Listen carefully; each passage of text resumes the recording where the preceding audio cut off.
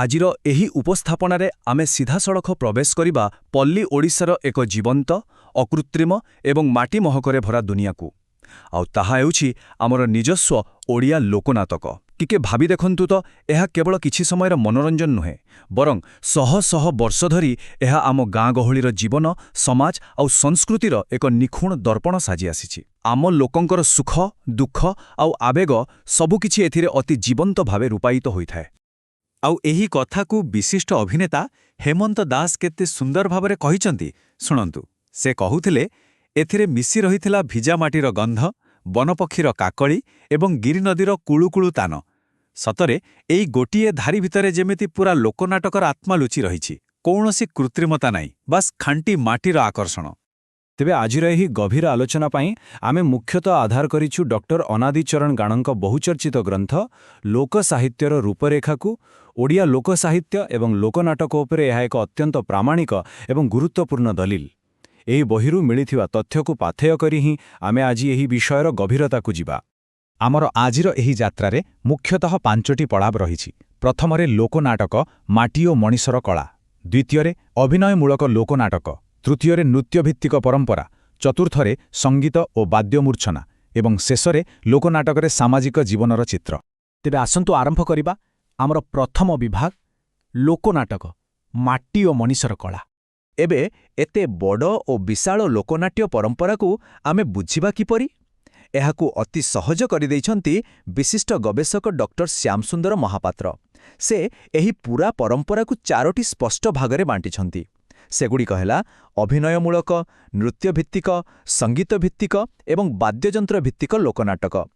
ଏହି ବର୍ଗୀକରଣ ଆମ ମୁଣ୍ଡରେ ଗୋଟେ ସୁନ୍ଦର ରୂପରେଖା ତିଆରି କରିଦିଏ।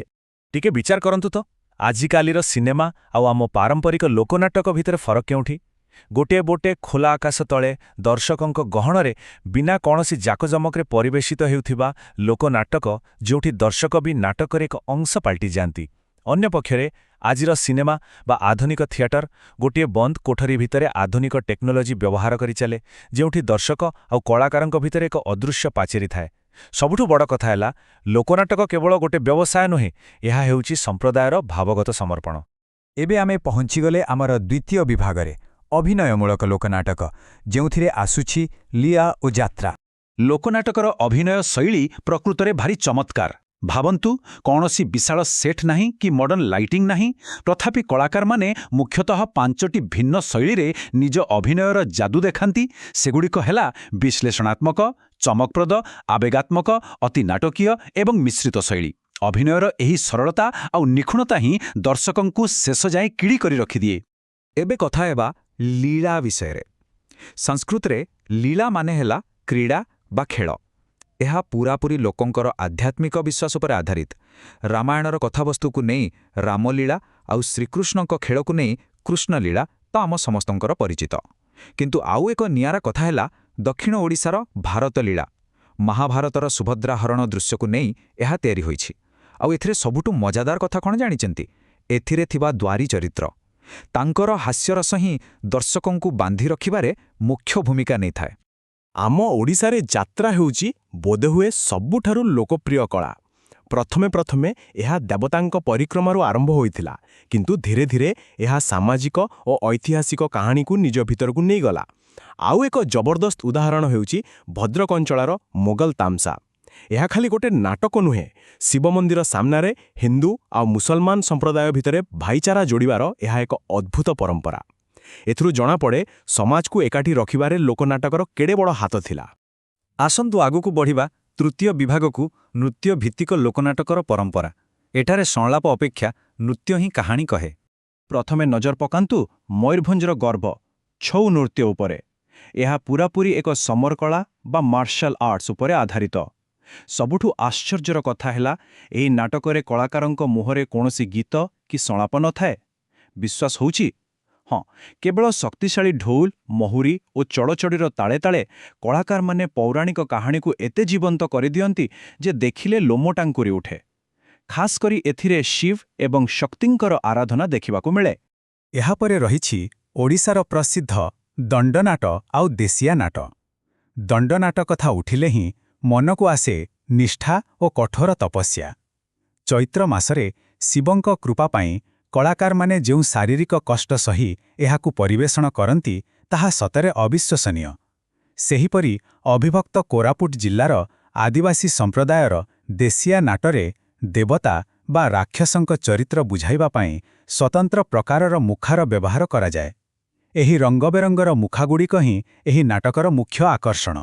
ଯଦି ଆମେ ପଶ୍ଚିମ ଓଡ଼ିଶା ଆଡ଼କୁ ଯିବା ତେବେ ଦେଖିବା କୃଷି ଓ ପ୍ରକୃତି ସହିତ ସେମାନଙ୍କର କେତେ ଗଭୀର ସମ୍ପର୍କ। ସେଠାକାରର କର୍ମା ଏବଂ ଡାଲଖାଇ ନୃତ୍ୟ ଏହାର ଜ୍ୱଳନ୍ତ ଉଦାହରଣ। ଦଶହରା ସମୟରେ ଆମର ଝିଅବୋହୂମାନେ ସୁନ୍ଦର ସମ୍ବଲପୁରୀ ଶାଢ଼ୀ ପିନ୍ଧି ସାମୂହିକ ଭାବରେ ଡାଲଖାଇ ନୃତ୍ୟ କରନ୍ତି। ଆଉ ସେପଟେ ମାଦଳର ତାଳେ ତାଳେ କର୍ମା ଗଛର ଡାଳକୁ ପୂଜା କରି ଯେଉଁ ନୃତ୍ୟ କରାଯାଏ ତାହା ଦେଖିଲେ ମନ ଆନନ୍ଦରେ ଭରିଯାଏ।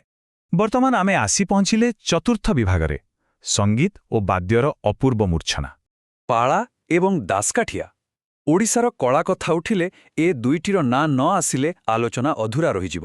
ପାଳା ପ୍ରକୃତରେ ସତ୍ୟପୀରଙ୍କ ପୂଜାର ଆରମ୍ଭ ହୋଇଥିଲା, ଯାହା ହିନ୍ଦୁ ଓ ମୁସଲମାନ ସଂସ୍କୃତିର ଏକ ସୁନ୍ଦର ମିଳନ। ଏଥିରେ ମୁଖ୍ୟ ଗାୟକ ଓ ପାଳିଆଙ୍କ ଭିତରେ ଯେଉଁ ସାହିତ୍ୟିକ ଆଉ ଜ୍ଞାନଗର୍ଭକ ତର୍କ ହୁଏ ତାହା ଦର୍ଶକଙ୍କୁ ମନ୍ତ୍ରମୁଗ୍ଧ କରେ। ସେହିପରି ଦାସକାଠିଆରେ ମାତ୍ର 2 ଖଣ୍ଡ କାଠିର ଶବ୍ଦ ସାଙ୍ଗକୁ ଗାୟକଙ୍କ କଣ୍ଠସ୍ୱର ଏବଂ ହାସ୍ୟରସ ରାମାୟଣର କାହାଣୀକୁ ଯେମିତି ଆଖି ସାମ୍ନାରେ ଛିଡ଼ା କରିଦିଏ। ଆଉ ଗୋଟିଏ ନିଆରା ପରମ୍ପରା ହେଉଛି ଚଇତି ଘୋଡ଼ା ନାଟ। ଏହା ମୁଖ୍ୟତଃ କେଇବର୍ତ୍ତ ବା କେଉଟ ସମ୍ପ୍ରଦାୟର ପର୍ବ। ମା ବାସୁଳୀଙ୍କ ପୂଜା ଅବସରରେ ଏହା ପରିବେଷିତ ହୁଏ।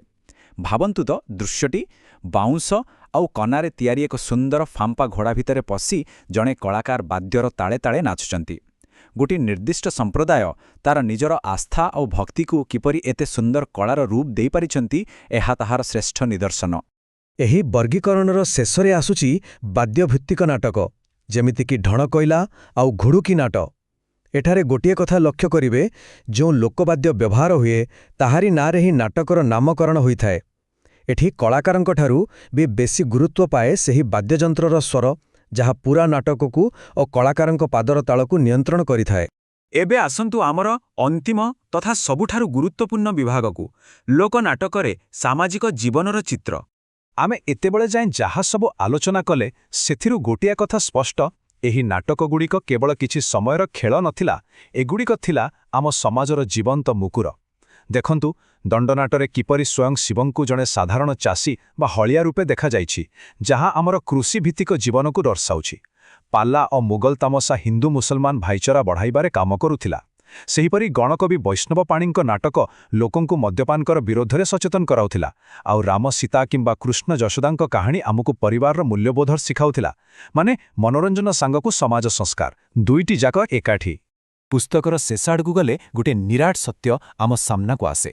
ଆଜିର ଏହି ସ୍ମାର୍ଟଫୋନ୍ ଆଉ ମଲ୍ଟିପ୍ଲେକ୍ସ ସିନେମା ଯୁଗରେ ହୁଏତ ଆମ ଲୋକନାଟକଗୁଡ଼ିକର ସେ ପୁରୁଣା ଚମକ ଟିକେ ଫିକା ପଡ଼ିଯାଇଛି। କିନ୍ତୁ ଗୋଟେ କଥା ନିଶ୍ଚିତ, ଓଡ଼ିଆ ଲୋକଙ୍କ ଆତ୍ମା ସହିତ ଏହାର ଯେଉଁ ନିବିଡ଼ ସମ୍ପର୍କ ଅଛି ତାହା କେବେ ବି ଛିନ୍ନ ହୋଇପାରିବ ନାହିଁ।